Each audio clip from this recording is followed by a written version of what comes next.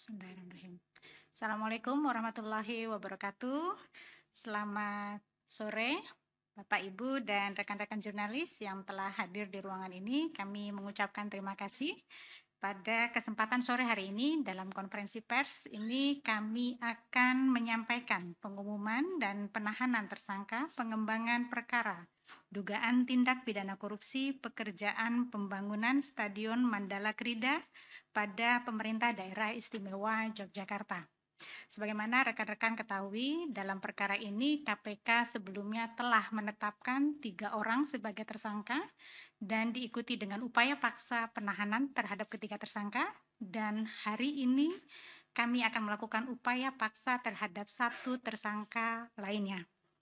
Konstruksi perkara secara lengkap, kemudian lama penahanan dan rutan di mana akan dilakukan penahanan untuk tersangka akan disampaikan secara lengkap oleh PLT Deputi Penindakan dan Eksekusi KPK, Bapak Asep Guntur Rahayu. Kami persilakan Pak Asep.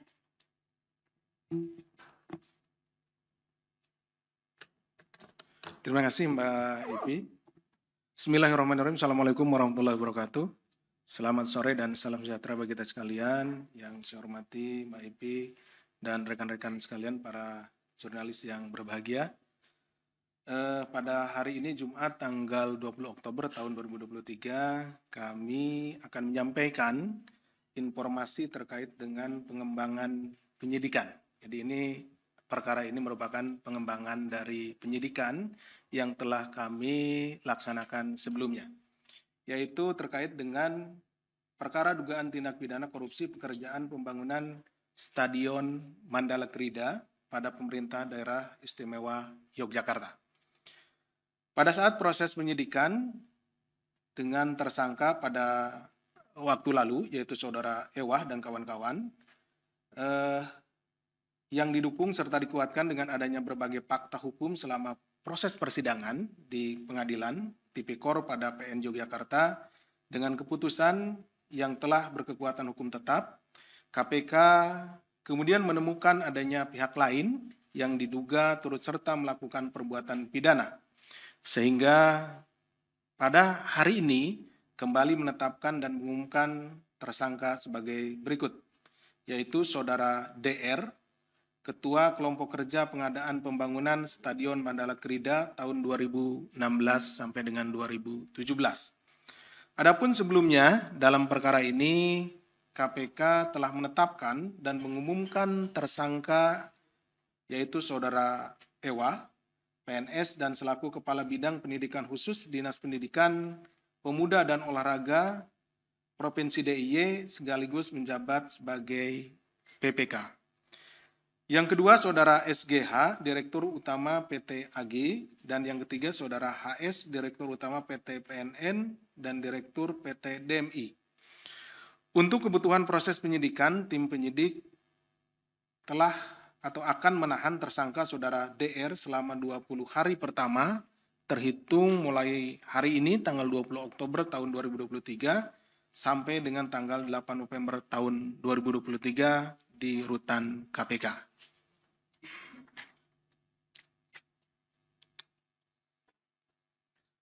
Adapun konstruksi perkaranya sebagai berikut. Pada tahun 2012, Balai Pemuda dan Olahraga BPO Dinas Pendidikan, Pemuda dan Olahraga Provinsi DIY mengusulkan adanya renovasi Stadion Mandala Krida dan usulan tersebut kemudian disetujui serta anggarannya dimasukkan dalam alokasi anggaran BPO untuk program peningkatan sarana dan prasarana olahraga.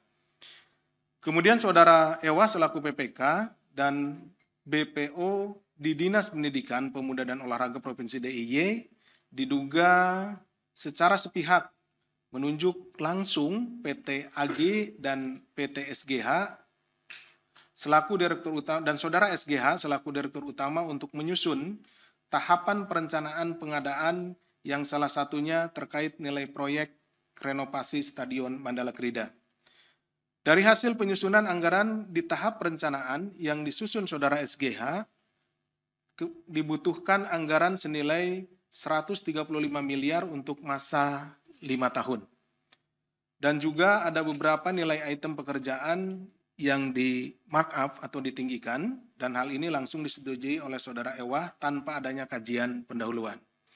Khusus untuk tahun 2016 disiapkan anggaran senilai 41,8 miliar dan di tahun 2017 disiapkan anggaran senilai 45,4 miliar. Peran dari Saudara DR yang ditunjuk sebagai Ketua Kelompok Kerja diantaranya menyusun, membuat tambahan persyaratan teknis dengan mencantumkan tipe mesin yang hanya dimiliki satu perusahaan tertentu dan file RAB yang digunakan sepenuhnya berasal dari peserta lelang. Terjadi beberapa kali pertemuan antara Saudara DR dengan para calon peserta lelang sebelum pengumuman lelang untuk mengkondisikan beberapa persyaratan tambahan dalam rangka menggugurkan calon peserta lainnya. Seluruh tindakan DR diketahui dan disetujui oleh Saudara Ewah. Pada pengadaan tahun 2016, Saudara HS selaku Direktur PT PNN dan PT DMI melakukan pertemuan dengan beberapa anggota panitia lelang dan meminta agar bisa dibantu dan dimenangkan dalam proses lelang dimaksud. Selanjutnya anggota panitia lelang menyampaikan keinginan HS tersebut kepada Saudara Ewah dan langsung disetujui untuk dimenangkan tanpa dilakukan evaluasi penelitian kelengkapan dokumen persyaratan mengikuti lelang. Selain itu, proses pelaksanaan pekerjaan diduga beberapa pekerja tidak memiliki sertifikat keahlian dan tidak termasuk pegawai resmi dari PT DMI. Rangkaian perbuatan para tersangka diduga melanggar ketentuan diantaranya pasal 5 huruf F, pasal 6 huruf C, G, dan H, pasal 89 ayat 2 Perpres 54 tahun 2010 tentang pengadaan barang dan jasa dan perubahannya, dan akibat dari perbuatan para tersangka tersebut diduga mengakibatkan kerugian keuangan negara sejumlah sekurang-kurangnya 31,7 miliar. Tersangka disangkakan melanggar pasal 2 ayat 1 atau pasal 3 Undang-Undang Nomor 31 tahun 99 tentang pemberantasan tindak pidana korupsi sebagaimana telah diubah dengan Undang-Undang Nomor 20 tahun 2001 tentang perubahan atas Undang-Undang Nomor 31 tahun 99 tentang pemberantasan tindak pidana korupsi Yunto pasal 55 ayat 1 ke 1 KUHP. Demikian yang bisa kami sampaikan. Terima kasih. Saya kembalikan kepada Mbak Ibi. Terima kasih Pak Asep. Bapak, Ibu, dan rekan-rekan jurnalis yang mengikuti konferensi pers kita pada sore hari ini melalui akun media sosial, kami juga mengundang untuk dapat berinteraksi dengan kami untuk menyampaikan pertanyaan ataupun tanggapan jika ada. Dan kesempatan pertama kami buka untuk teman-teman yang hadir di ruangan ini. Terlebih dahulu jika ada pertanyaan atau ada tanggapan, silakan.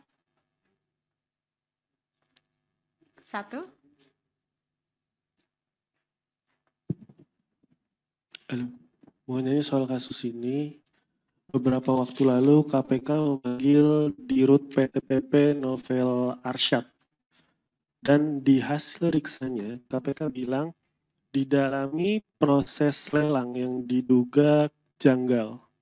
Nah, ini kan berarti ada kong kali kong dalam proses lelang tersebut. Nah, pertanyaannya adalah kenapa Pak Novel Arsyad ini tidak diproses? Karena kan pada dasarnya pemberian hadiah atau janji itu bisa diproses meski barang yang belum diterima. Kasus lain boleh sekalian? Kasus ini dulu, kalau ada pertanyaan lainnya? Ada yang mau Nggak ada ya? Oke, langsung kasus Baik, lain. langsung silakan. Mulai soal Bupati Konawe kalau nggak salah. Dulu kan dia dibawa ke sini terus dia sakit, habis itu dibawa ke rumah sakit. Nah, gimana kabarnya? Udah lama banget, apakah dia udah sembuh, dibawa pulang, atau dia masih staycation di rumah sakit itu? Terus mau nanya soal hari ini Polda Metro Jaya mengirimkan surat permohonan sita dokumen ke pimpinan KPK. Nah, ini yang disita, yang mau disita itu apa? Terus apakah memang KPK ini tidak mau memberikan dokumen yang dibutuhkan sampai harus diberikan surat dari Polda Metro Jaya? Terakhir mau nanya soal hari ini kan Pak Firly disebut ada agenda ya. Ini agendanya kemana ya kalau boleh tahu? Karena dipertanyakan juga oleh publik.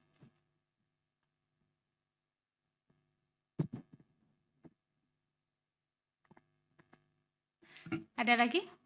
Silakan. Tes 1. Terima kasih Mbak Ipi, Pak Asep, saya Jamal dari Remol. Ini pertanyaan kasus lain ya Mbak ya. Kemarin Pak Asep juga sudah membenarkan pada saat penangkapan mantan SCL ini itu ditangkap karena adanya komunikasi dengan seseorang agar tidak hadir pada saat pemeriksaan. Nah, itu bisa disampaikan Pak, siapa sosok yang berkomunikasi dengan SCL itu? Apa benar itu pengacara si Febri Diansyah dugaannya? Karena Febri Diansyah juga meminta KPK untuk mengungkap sosok tersebut. Dan apakah sosok tersebut bisa dijerat dengan pasal 21 perintangan, Pak? Lalu yang kedua terkait dokumen yang beredar ini berjudul 8 klaster teridentifikasi dan 21 isu hukum. Di dalam itu ada tulisan aliran dana bansos terkait kepentingan Partai Nasdem. Apakah ini juga berkaitan dengan konvers penahanan sebelumnya yang bilang ada aliran dana ke Nasdem senilai miliaran rupiah itu? Nah, ini cukup itu aja Pak, terima kasih. Kita buka satu lagi penanya untuk sesi pertama ini, kalau masih ada. Baik, kalau tidak ada berarti cukup satu sesi ini ya. Terima kasih. Ini ada 2 pertanyaan, irit banget, biasanya sampai 10 yang bertanya gitu ya. Baik, pertanyaan yang pertama terkait dengan pemanggilan di RUT PP ya. RUT PP saudara NA, bagaimana ini karena kan ada kejanggalan ulang ya. Ini sedang kita sedang kita dalami peran-perannya. Jadi ketika kita memanggil seseorang kemudian kita mengumpulkan informasi terkait bagaimana peran-peran orang tersebut. Mana tadi yang tanya? Itu di sebelah sana ini, nggak kelihatannya di belakang.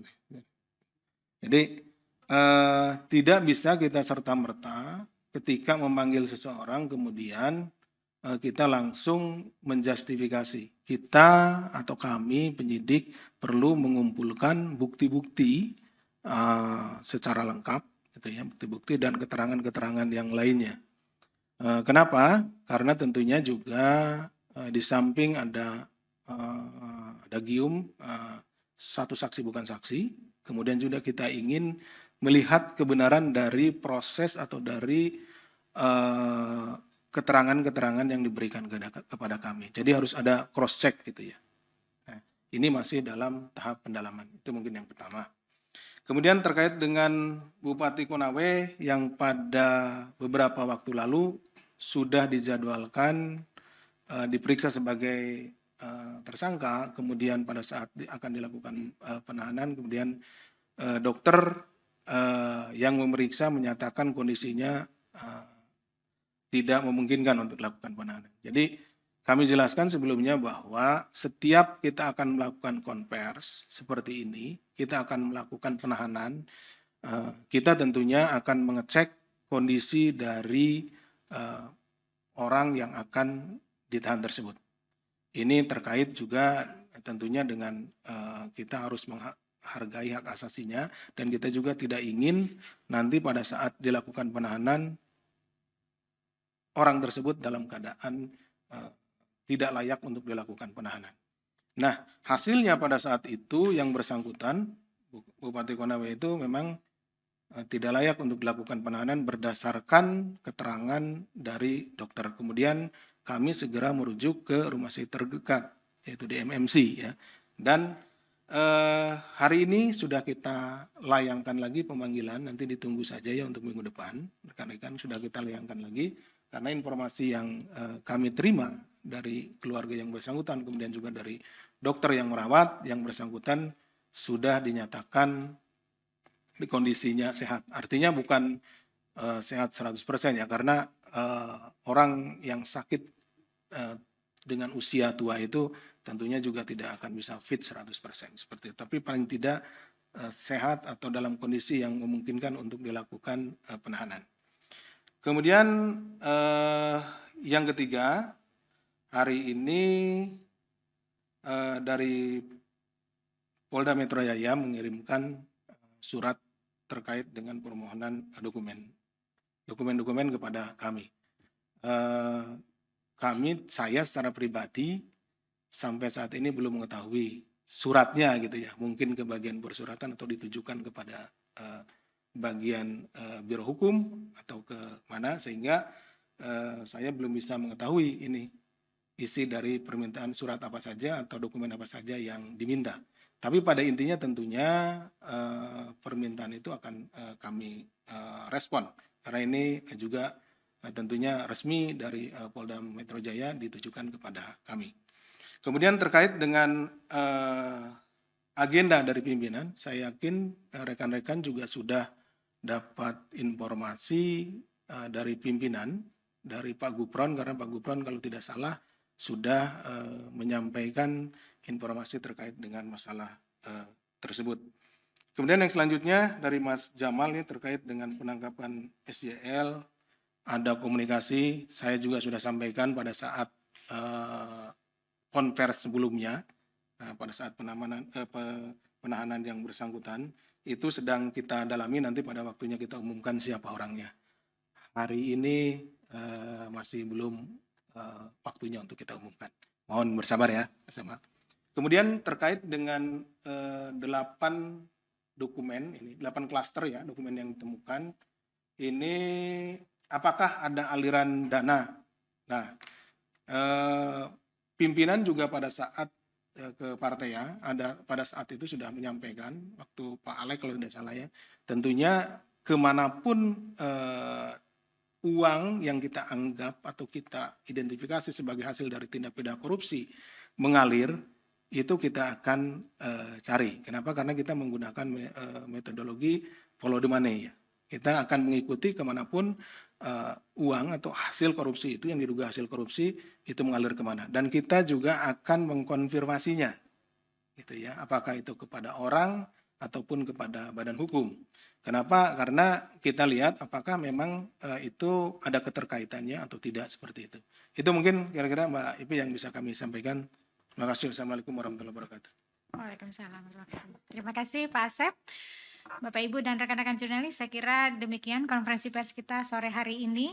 Kami selalu mengingatkan karena dari pengalaman KPK dalam penanganan perkara khususnya di sektor pengadaan barang dan jasa, beberapa modus yang kami identifikasi antara lain adalah markup, persekongkolan, ataupun praktik suap menyuap dan gratifikasi.